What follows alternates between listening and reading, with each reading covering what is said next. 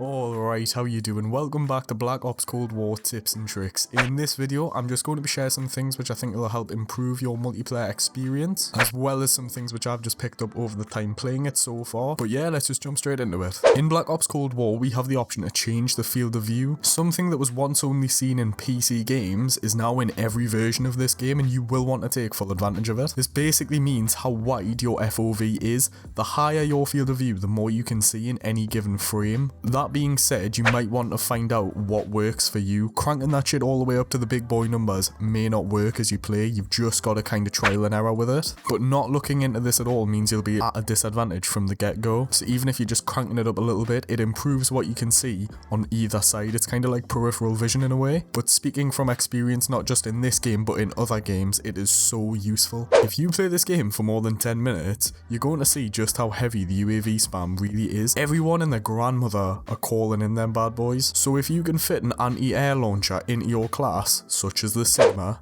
do it. The Sigma locks onto UAVs relatively quickly and can literally one-shot that little bastard straight out of the sky. Alternatively, you can use Ghost. However, Ghost will only work if you're moving around, so none of this going into the darkest room, pitching up your tent. Yes, that's right, I know your dirty little secrets. This year, there seems to be a lot of depth in the maps that we're actually playing on. Start learning how you can use this against your enemy, and if you keep dying but you're unsure where you're dying from, don't sit there and do what you usually do and fucking spam the respawn button over and over just to buy back that extra second. Instead, watch the kill cam to understand where you've actually got killed from. Then, go and kill the guy, take the spot for yourself, and chances are you've already got a few deaths by now, so you'll want to get that KD back up. I mean, after all, you're playing COD. If your KD's not at least a 1.0, you're clearly just a fucking casual. One way to guarantee that you'll die is by standing still, and you might be thinking, oh, no way, you're telling me not to stand still, fuck me, why didn't I think of that? Right, hear me out.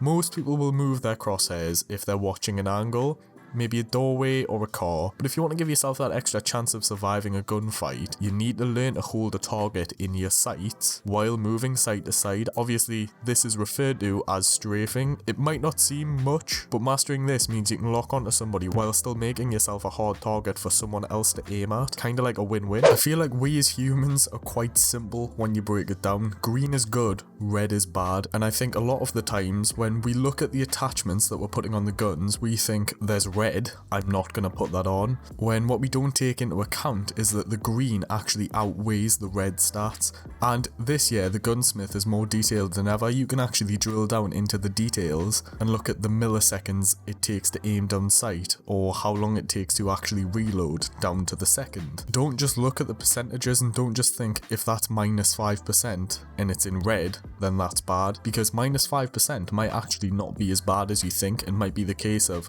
a millisecond. Literally. So all I'm saying is don't be afraid to kind of experiment with things. Just because it says something's red, make sure you're considering the pros as well as the cons, because the bad things might not outweigh the good things when attaching something to a weapon. And the more versatile you are with your attachments and with your weapons, the better chance you have at succeeding in multiplayer and not just raging because you keep getting shot by the same kid with the same MP5 every single time. So these are some things which have helped me since the game came out, but if you feel like I missed anything, or if you have something else you feel may benefit other players, please feel free to leave it in the comments down below this video. And if you did enjoy the video, leaving a like as well would be much appreciated by myself, or if you didn't, leave a dislike, let me know how it could be improved. I make weekly videos on my channel, so if you are interested, go ahead and hit subscribe. It means you can easily see my future uploads. Cheers for watching, guys.